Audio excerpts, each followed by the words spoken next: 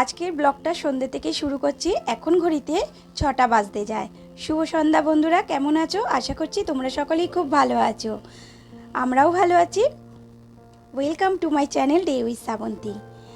আমার দেশ বিদেশের বন্ধুদেরকে অনেক অনেক ভালোবাসা দিয়ে আজকের ব্লগটা শুরু করছি। তোমাদের ব্লগটা খুব ভালো লাগবে। চলো, শুরু তো অনেকক্ষণ করে দিয়েছি। আর এইগুলো দেখো, রান্নাঘরে এসেই কিন্তু আমি কাজকর্ম শুরু করে দিয়েছি। আর বাইরেটা দেখালাম যে আমার বাড়ির সামনে কীরকম দেখেছো, ঝগমগে।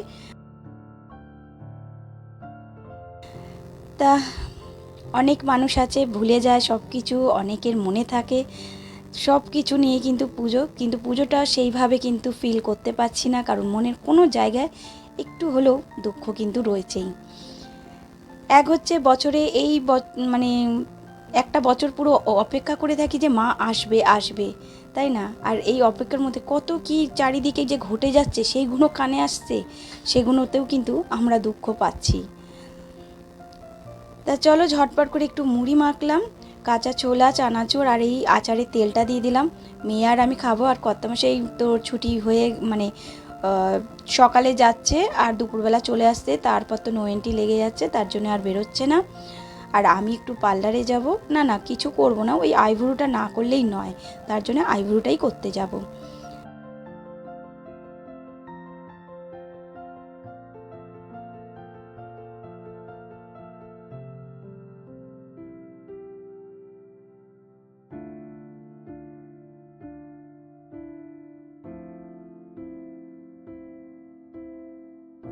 এখানে আমার চাটাও রেডি হয়ে গেছে, মুড়ি মাখাটা তো পুরো কমপ্লিট হয়ে গেছে। কর্তামশাইকে ফোন করেছিলাম যে তুমি চা খাবে কি মুড়ি খাবে, তা সে বলল যে না আমি খাবো না, আমি বাইরে খেয়ে নিচ্ছি চা।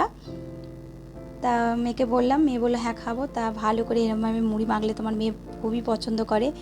তাই যে চা মুড়ি ওপরে নিয়ে যাই, ওপরে মেয়ে রয়েছে, গান চালিয়েছে গা গা করে। আর বাইরে তো 3টে মাইক বাজছে। তা ওই গানের সাথে সাথে তালে তাল দিয়ে উনি নাচছেন। গত মাসে বাড়িতে যেদিনকে থাকে ওর ফার্স্ট প্রায়োরিটি হচ্ছে কিছু ভালো মন্দ খাবার। আর কাজ থেকে তাড়াতাড়ি ফিরে যদি আসে, যদি ভালো মন্দ খাবার দাবার বানিয়ে দেওয়া যায়, ও খেতে খুব ভালোবাসে। কিন্তু সেটা মুখে বলবে না, বলবে কিছু ভালো মন্দ কি বানাবে, বানালে ভালো হয়, আর না বানালেও চলবে, এইভাবেই সব সময় বলবে। আর আমার খেতে ইচ্ছা করছে এই কথাগুলোও বলবে না, বলবে না যদি বানাও তাহলে ওই খেতাম, এইরকমই বলবে, জানো তো।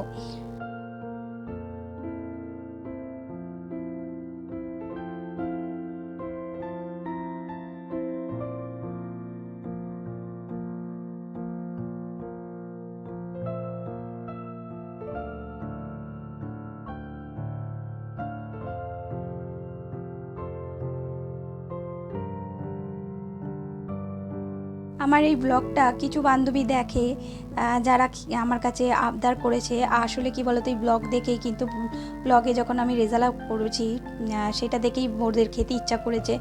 আর দেখো আমি অল্প করি তো, আর বেশি হলে তখন অসুবিধা হয়, যে খুন্তি যে নাড়ি না, এটা কিন্তু একদম আমি পারতাম না। সেখানে আমি দেখো এখন মার্জি মানে বলছি না, তা ওদের ইচ্ছা হয়েছে, তা আমি বলছি ঠিক আছে খাওয়াবো। তা তোদেরকে বলছি আমি ওখান থেকে ঘুরে এসে তোদের জন্য রেজাল্ট অবশ্যই করব।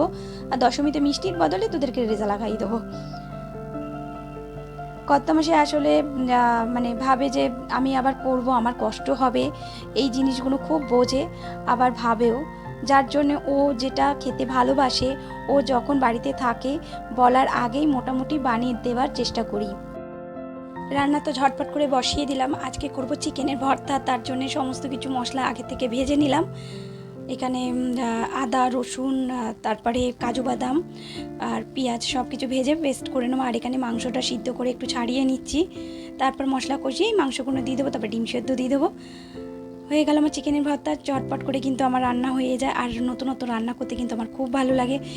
চিকেন ভর্তা বলো, আরও অনেক কিছু। এইটা কিন্তু আজকে ফার্স্ট টাইম করব। তা রুটির সাথে কিন্তু, রুটি পরোটার সাথে কিন্তু খুব দারুণ লাগে। এই দেখো আমার পেস্টটাও হয়ে গেছে। রান্না বান্না সেরে হয়ে যে যাবো, আর জানো তো যেখানে যাব সেখানে কিন্তু এক হাঁটু জল রয়েছে, সেই জল পাড়িয়েই কিন্তু আমাকে যেতে হবে। চারিদিকে জল, আর ওই যে বৃষ্টি থামলে জলটা নেমে যাচ্ছে।